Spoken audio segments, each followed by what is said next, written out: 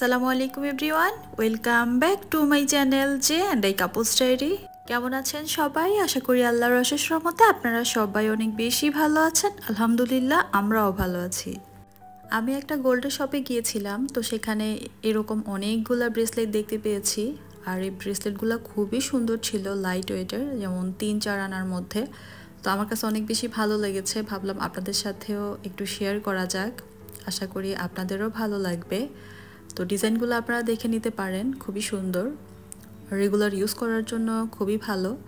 তো এগুলো সবই 3-4 আনার মধ্যে, আর এইটা ছিল 4 আনা। এই ব্রেসলেটটা কিন্তু খুবই সুন্দর ছিল, আমি হাতে পরেছিলাম। আর এই তো গোল্ডের শপ থেকে বের হয়ে আমরা চলে আসলাম টুকটাক কিছু শপিং করতে। এখান থেকে আমি আমার পছন্দ মতো সবজি নিয়ে নিয়েছি, আর আমার হাজব্যান্ড হচ্ছে আম নিয়ে নিচ্ছে। তো টুনাটুনি সংসারে দেখা যায় যে এটা সেটা করে অনেক কিছুরই প্রয়োজন হয়। তো এখান থেকে আমি পেঁয়াজ নিয়ে নিব। তো শপিং করা শেষ করে বাসায় চলে এসেছিলাম, আর এটা হচ্ছে তারপরের দিনের ভিডিও। এটা হচ্ছে ফ্রাইডের ভিডিও। সকালের নাস্তা শেষ করে আমি দুপুরে রান্না শুরু করে দিয়েছি। দেখতেই পাচ্ছেন সকালের নাস্তাটা আজকে আর আপনাদের সাথে শেয়ার করা হলো না। এখানে আমি প্রথমে ভাত বসিয়ে দিয়েছিলাম, ভাত বসিয়ে দিয়ে মাংসটা কেটে ধুয়ে নিয়েছি, পেঁয়াজ কেটে নিয়েছি। তারপরে এখন ভাতটা অন্য চুলায় বসিয়ে দিয়ে আমি প্রেশার কুকারে আজকে মাংস রান্না করব। তার জন্য পর্যাপ্ত পরিমাণ তেল, পেঁয়াজ আর গরম মশলা দিয়ে দিয়েছি। আজকে আমি খাসির মাংস আলু দিয়ে পাতলা ঝোল করব। তো এখানে দেখতেই পাচ্ছেন আমি মাংস রান্না করার জন্য যা যা মশলা লাগে সব কিছুই দিয়ে দিয়েছি। মশলাটা ভালো করে কষিয়ে নিয়েছি, কষানোর পরে এখন আমি মাংসটা দিয়ে দিলাম। তো প্রেশার কুকারে মাংস রান্না করতে খুবই ইজি আর খুবই কম সময় লাগে। তো আমি মাংসটা মশলার সাথে ভালো করে মিশিয়ে নিচ্ছি। মাংসের সাথে মশলাটা ভালো করে মেশানোর পর প্রেশার কুকারের ঢাকনাটা কিন্তু আমি লাগাবো না, উপর দিয়ে এভাবে রেখে দিব। এভাবে করে আমি মাংসটা কষিয়ে নিব। এদিকে আমি রান্নার পাশাপাশি বিকেলের নাস্তার জন্য প্রিপারেশন নিচ্ছি। এখানে আমি হালকা কুসুম গরম দুধ নিয়েছি, তার মধ্যে আমি 2 চামচ চিনি দিয়ে দিয়েছি, আর দিয়ে দিচ্ছি 1 চামচ আর হাফ চামচের মতো হবে ইস্ট দিয়ে দিচ্ছি। ইস্ট দিয়ে আমি এটাকে কিছুক্ষণ রেস্টে রেখে দিব, জাস্ট ইস্টটা ফুলে ওঠা পর্যন্ত একটু রেস্ট দিব। আর এদিকে দেখতেই পাচ্ছেন আমার কিন্তু মাংসটা কষানো হয়ে গিয়েছে। তো এভাবে করেই প্রেশার কুকারে মাংস রান্না করলে কিন্তু মাংসের টেস্ট অনেক বেশি ভালো আসে। আমি এভাবে করেই প্রেশার কুকারে মাংস রান্না করি। এখন আমি পর্যাপ্ত পরিমাণ পানি দিয়ে দিব, দিয়ে প্রেশার কুকারের ঢাকনাটা লাগিয়ে আমি এটাতে সিটি দিয়ে দিব। তো আমার কাছে মনে হচ্ছে আর একটু পানি দেওয়া লাগবে, তো আমি আরও একটু পানি দিয়ে দিলাম। দিয়ে এখন আমি প্রেশার কুকারের ঢাকনাটা লাগিয়ে কিছুক্ষণ রান্না করে নিব। আর এদিকে দেখতেই পাচ্ছেন আমি ইস্টটাকে কিছুক্ষণ রেস্টে রেখে দিয়েছিলাম। এখন আমি এখানে 1 কাপ ময়দা দিয়ে দিব। ময়দাটা এখন দুধের সাথে ভালো করে মিশিয়ে একটা ব্যাটার তৈরি করব। আজকে বিকেলের নাস্তায় পিৎজা বানাবো, তো পিৎজা বানানোর জন্যই এই ব্যাটারটা আগে থেকে রেডি করে রেখে দিচ্ছি। কাজের ফাঁকে আপনাদের কাছে ছোট্ট একটা রিকোয়েস্ট, আপনারা যারা এখন পর্যন্ত আমার ভিডিওটা কন্টিনিউ করতেছেন, আমার ভিডিওটি দেখে যদি আপনাদের কাছে ভালো লেগে থাকে প্লিজ ভিডিওতে একটা লাইক দিয়ে দিবেন। আর আপনি যদি আমার চ্যানেলে নতুন হয়ে থাকেন, আপনি চাইলে কিন্তু আমার চ্যানেলটা সাবস্ক্রাইব করে আমার এই ছোট্ট পরিবারে আপনি একজন সদস্য হয়ে থেকে যেতে পারেন। আর আপনি যদি অলরেডি এই সবগুলা কাজ করে দিয়ে থাকেন তাহলে আপনাকে জানাই অসংখ্য ধন্যবাদ। কয়েকদিন ধরে দেখতে পাচ্ছি আমার ভিডিওর কমেন্টস বক্সে অনেকেই হচ্ছে কমেন্টস করে যে বন্ধু হয়ে পাশে থেকে গেলাম, পাশে থাকবেন। অ্যাকচুয়ালি আপনারা কি জেনে বুঝে এগুলা করেন নাকি না জেনে এগুলা করেন আমি বুঝতে পারি না। আপনারা যদি না জানেন তাহলে আপনাদেরকে বলে দিচ্ছি, প্লিজ ভিডিওর কমেন্টসে আপনারা এরকম কমেন্টস করবেন না, বন্ধু হয়ে পাশে আছি, পাশে থাকবেন। এতে করে আমার আপনার দুজনেরই চ্যানেলের ক্ষতি হবে। আশা করি আপনারা বুঝতে পেরেছেন। আমাকে যদি আপনারা বন্ধু বানিয়ে থাকেন প্লিজ আপনারা আমার ভিডিওর কমেন্টসে এই ধরনের কমেন্টস না করে আমার কমিউনিটিতে গিয়ে এই ধরনের কমেন্টস করবেন। আশা করি আপনাদের বোঝাতে পেরেছি, এতে করে আমারও সুবিধা আপনারও সুবিধে। কমিউনিটিতে গিয়ে কমেন্টস করলে আপনাদেরকে খুঁজে পেতে আমার জন্য সহজ হয়ে যায়। আপনাদের সাথে কথা বলতে বলতে কিন্তু এদিকে আমি অনেকগুলো কাজই করে ফেলেছি। আমি এখানে মিষ্টি কুমড়া ভাজি বসিয়ে দিয়েছি, আর ওখানে ডোটা রেডি করে আমি রেস্টে রেখে দিয়েছি। আর এখানে চেক করছি যে আমার মাংসটা সিদ্ধ হয়েছে কিনা, তো দেখলাম মোটামুটি সিদ্ধ হয়ে গিয়েছে। এখন আমি এখানে আলু দিয়ে দিচ্ছি আর ঝোলের পানিটা দিয়ে দিলাম। দিয়ে আমি জাস্ট আলুটা দেওয়ার পরে জাস্ট 2টা সিটি দিলেই কিন্তু একদম পারফেক্টলি আলুটা সিদ্ধ হয়ে যায়। তো আমি ঢাকনা লাগিয়ে 2টা সিটি দিব, তাহলে আমার রান্নাটা কমপ্লিট হয়ে যাবে। আর এদিকে আমি মিষ্টি কুমড়াটাও একটু চেক করে নিচ্ছি। মিষ্টি কুমড়া ভাজিতে আমি চিনি ব্যবহার করি, এতে করে মিষ্টি কুমড়া ভাজিটা আমার কাছে অনেক বেশি ভালো লাগে। তো এখানে আমি একটু চিনি দিয়ে দিলাম, দিয়ে একটু নেড়ে নিচ্ছি।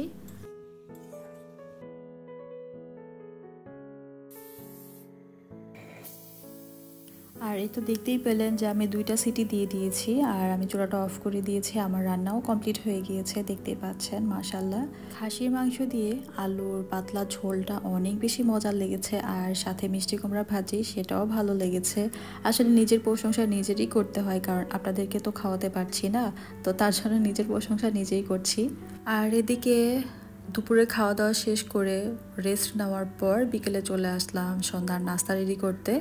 এদিকে আমি একটা টমেটো সিদ্ধ বসিয়ে দিয়েছিলাম, আর এখানে দেখতে পাচ্ছেন ডোটা কিন্তু অনেক সুন্দর করে ফুলেছে। আর এখন হচ্ছে আমি টমেটোটা একটু ঠান্ডা করে নিয়েছি, ঠান্ডা করে টমেটোর স্কিনটা আমি ফেলে দিয়ে টমেটোটা আমি ব্লেন্ড করে নিব।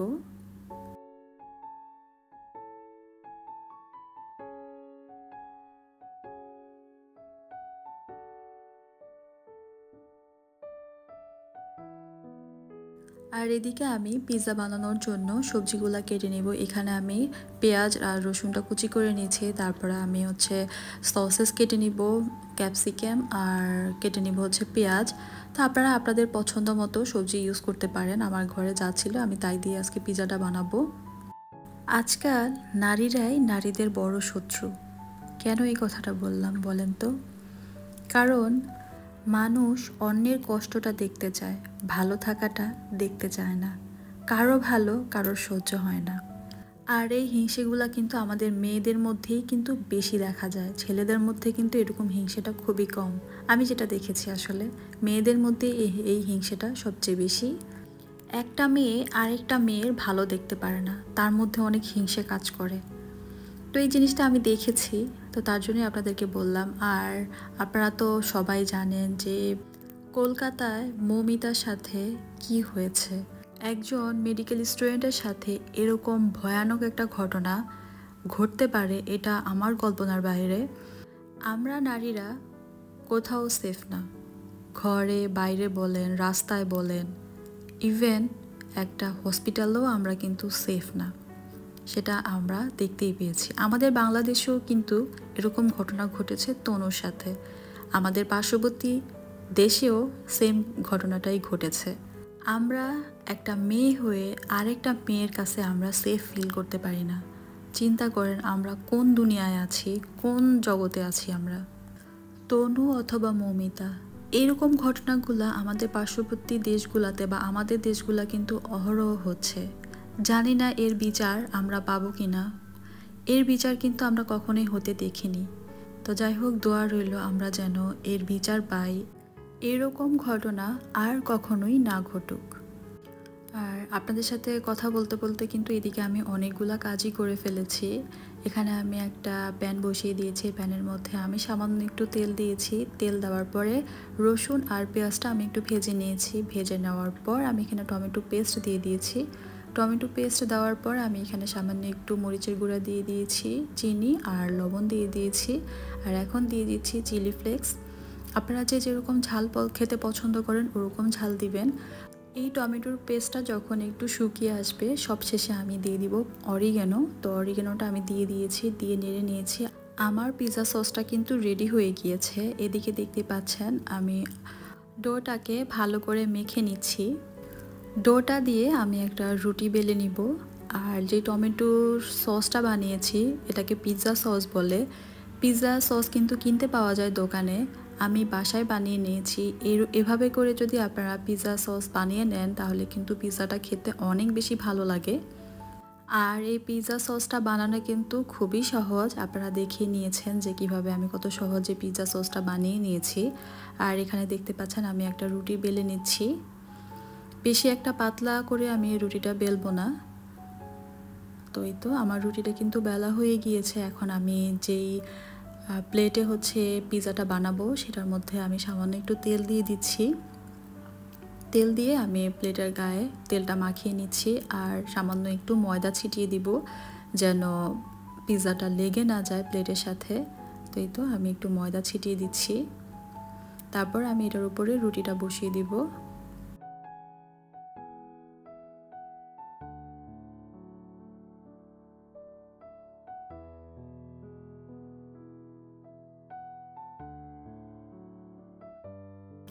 প্লেটের মধ্যে আমি রুটিটাকে সেট করে নিয়েছি। এখন একটা কাঁটা চামচের সাহায্যে আমি রুটিটাকে একটু ছিদ্র করে নিচ্ছি, এর ফলে এই অংশটা আর ফুলে উঠবে না। আর এখন আমি এখানে দিয়ে দিচ্ছি সে আমার বানানো পিৎজা সসটা। তারপর আমি এখানে মোজারেলা চিজ দিয়ে দিচ্ছি। চিজটা যত পরিমাণ বেশি দেওয়া যায় আমার কাছে মনে হয় যে পিৎজাটা খেতে অনেক বেশি ভালো লাগে। তার জন্য আমি এখানে বেশি পরিমাণে চিজ দিয়ে দিয়েছি। তারপরে আমি এখানে রান্না করা মাংস দিয়ে দিলাম, তার উপরে পেঁয়াজ দিয়ে দিচ্ছি।